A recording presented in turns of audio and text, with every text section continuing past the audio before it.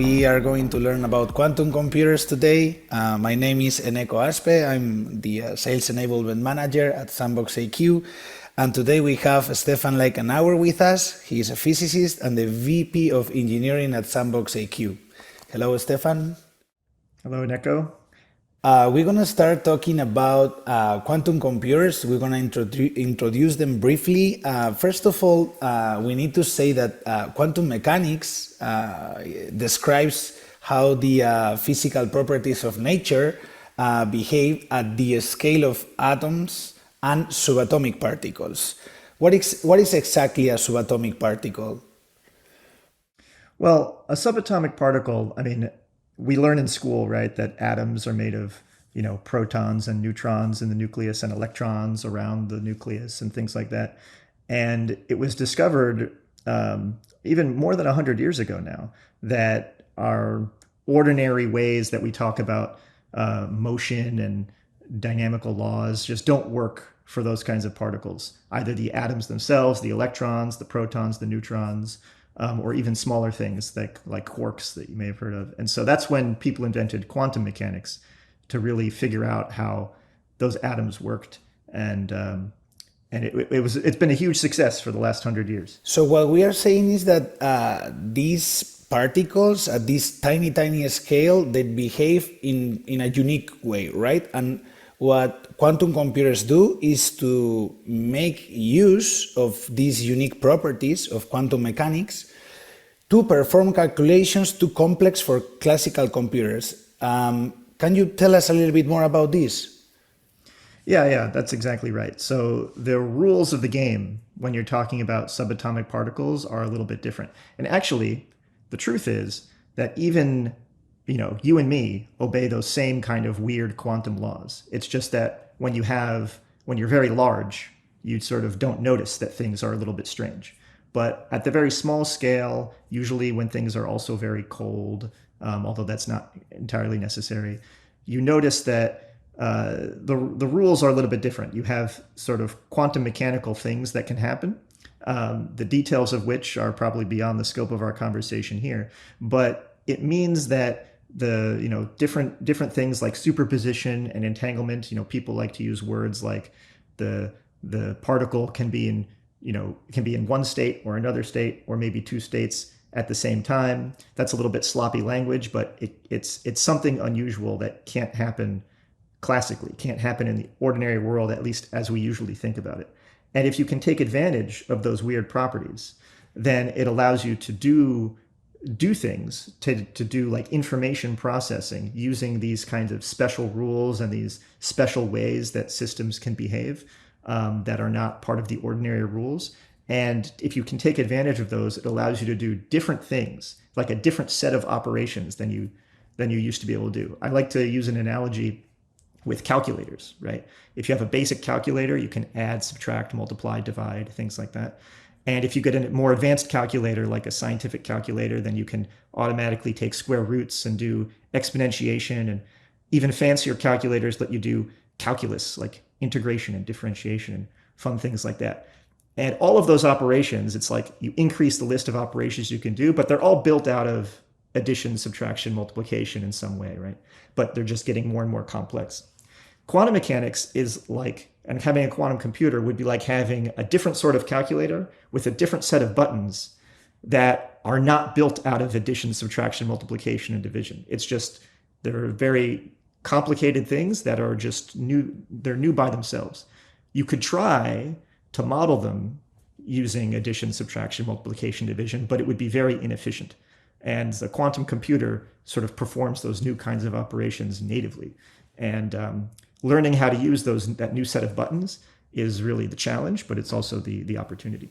Awesome. So we have a brand new computer with brand new physics that are explained through the quantum mechanics. Perfect. Let's talk about a little bit the differences between classical and a quantum computer.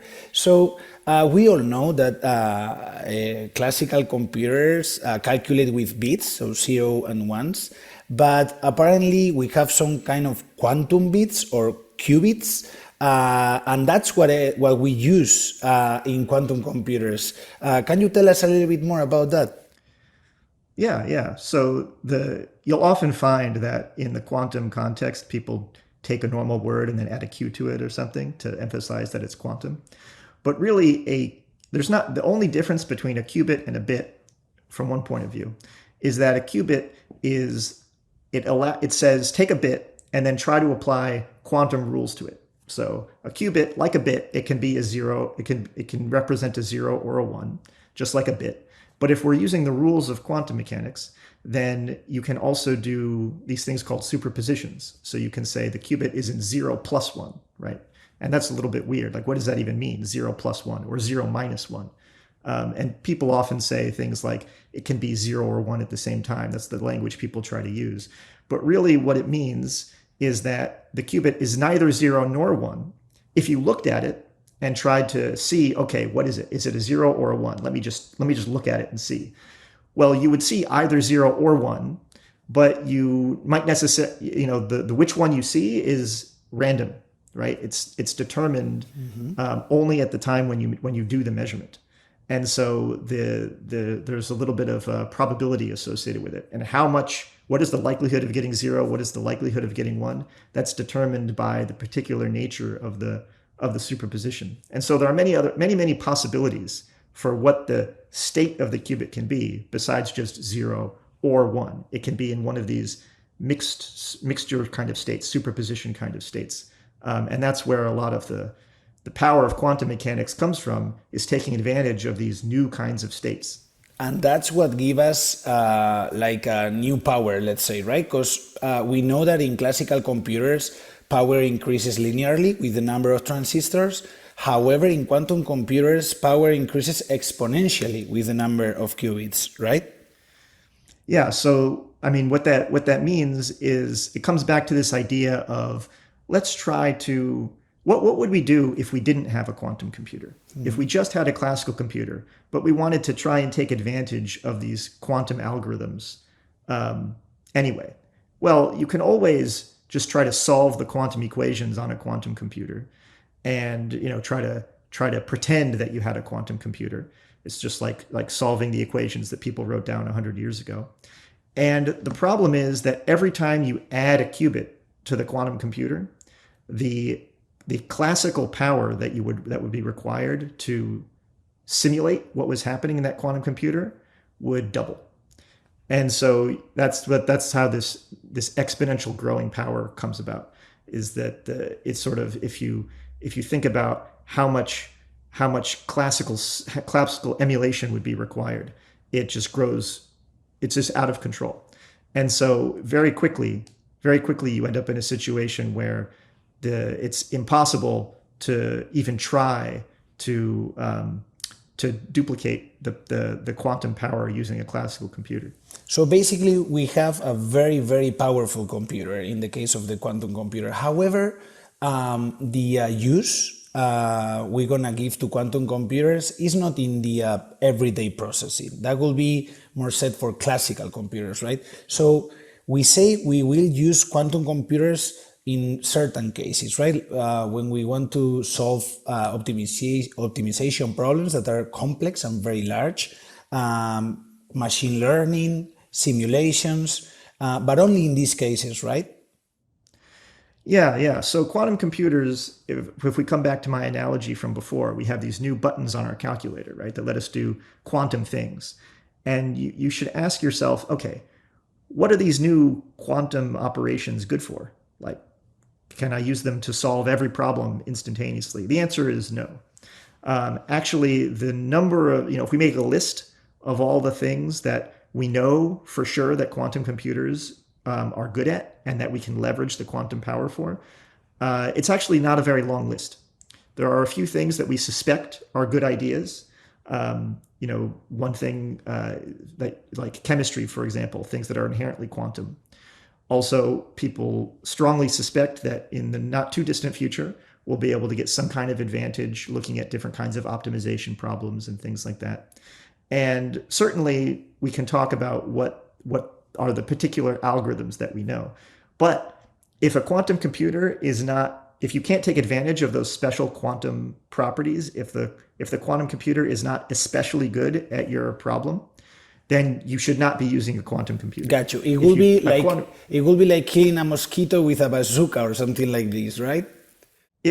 I would say it's kind of it's even worse than that. Right? Like if you tried to use a quantum computer for ordinary stuff, like to say stream a movie or something, it would be just extremely slow, right? A quantum computer operates at a much slower clock speed, for example, than a classical computer. It does many fewer operations per second. So if you're not taking advantage of its special properties, you just shouldn't use it because it would be slow and expensive. Despite the fact that it's slow in operations per second, it can solve certain problems with many, many fewer operations. And that's where it gets its advantage. That's why it would be useful looking at it. So yeah, it'd be like killing a mosquito with a bazooka in slow motion. Understood. So everyday processing, classical computers. Very complex and large problems, quantum computers. Understood. All right. This is a timeline of the quantum computers. Even if it is surprising, already in the 80s, physicists proposed for the first time the idea of quantum computer devices. But there was a groundbreaking point when Short published a paper in 1994 where he described an algorithm that is able to break RSA. Why is that paper so important, Stefan? Yeah, so back in the early days before Shor, so in the through the 80s and into the early 90s, the main use case for quantum computers that people were thinking about was using a quantum computer to simulate quantum physics, right? To understand what was happening for subatomic particles, for example, because those are inherently quantum.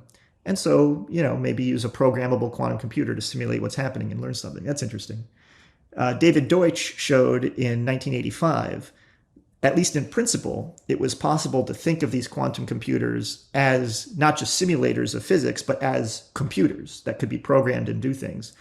And he demonstrated, at least in principle, with some follow-up work with collaborators also, that there would be problems like logical type problems that could be solved in principle faster on a quantum computer than on a classical computer, but nothing that really caught people's eyes as like, oh yes, this would be really useful. The difference in 1994 is that Peter Shor showed us how to factor numbers, large numbers, how to take a large number that was, say, a product of two large prime numbers, and I just give you that product, and I ask you what are the numbers that are its factors. Find me the two prime numbers that I multiplied together. And that's a problem. And he showed how one could use a quantum computer to solve that problem very quickly, much more quickly than anybody knows how to do, even to this day, using a classical computer. And that problem is special because that's a problem people have been trying to solve for a very long time. And the fact that that problem is hard to solve on ordinary computers is the reason why RSA, the RSA crypto system, is considered secure, because it's the security of that cryptography is based on the fact that that problem is hard. Which is the cryptography that we use every day.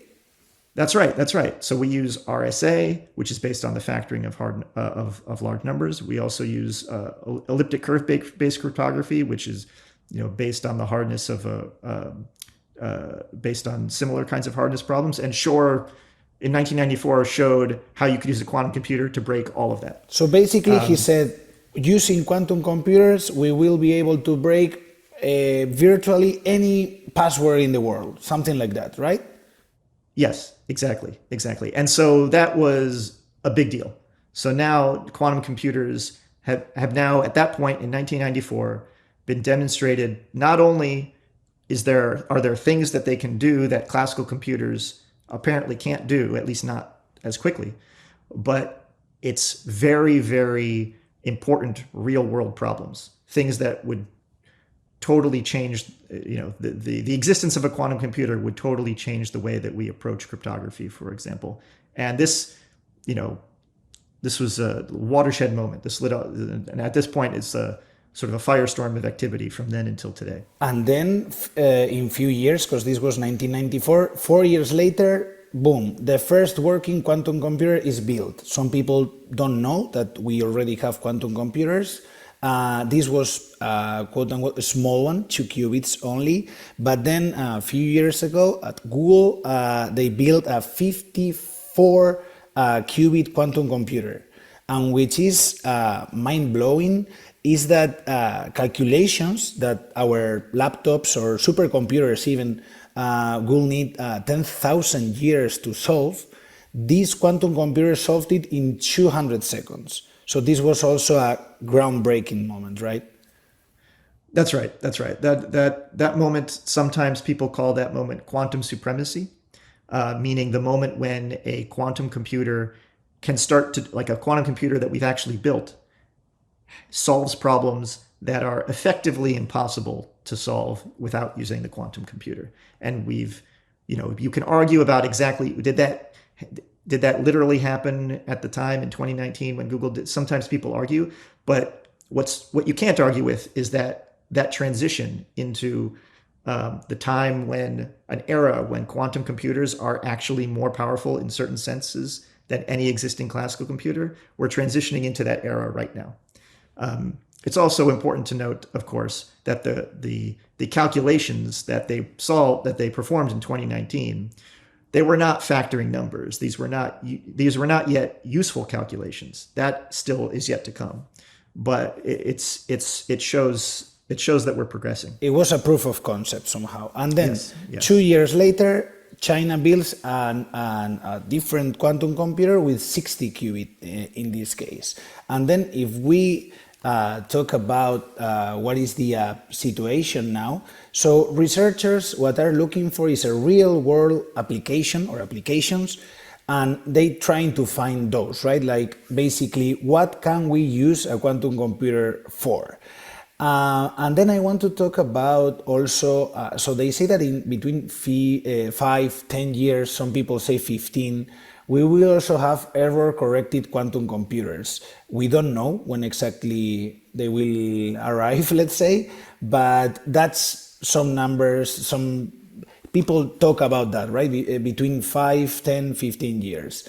Do you also think that we will have error-corrected quantum computers by then? And also, if we could use them for real useful, real-world applications? Yeah. So there's sort of two important. There's a couple of important points here. First, without error correction, we'll never be able to do something like factor numbers and break RSA, because that's going to require it would require thousands of perfect zero noise qubits. But like today we have 50 or 100 qubits and they're very noisy. So what people do is they use error correction to take a bunch of noisy qubits and distill out an effective, what's called logical, noiseless qubit. And right now the best algorithms, or the typical algorithms people talk about for that, require a ratio of 1,000 to 1. So you need something like 1,000 noisy qubits to make a single perfect qubit, or a single noiseless qubit that you can then use. And so if you needed thousands of noiseless qubits, well, that translates into millions of noisy qubits after you take into account this 1,000 to 1 ratio. And so what will probably be demonstrated, or what people hope to demonstrate in the not too distant future, is taking hundreds or 1,000 noisy qubits and demonstrating that they can do this error correction operation, right? And that's kind of the next interesting moment, or one of the next interesting moments in the development of the quantum hardware. And then beyond that, you'd want to say do that itself 1,000 times to get up to the point where you can do a large scale, what's called fault tolerant quantum computation. And that's when you can do things like run Shor's algorithm. And yeah, it's really there's a lot of uncertainty in exactly when that's going to happen. It could be 5 years, I would say, is very optimistic. 10 years is a typical answer that you get when you ask people, but it could be 15 years. But it is believed, I think, at this point that it's really a matter of when rather than if, and it's probably not going to be 30, 40, 50 years. It's probably somewhere closer to this 10-year mark. Got you. And then we will also talk about quantum internet, but that will be in a different section of this training.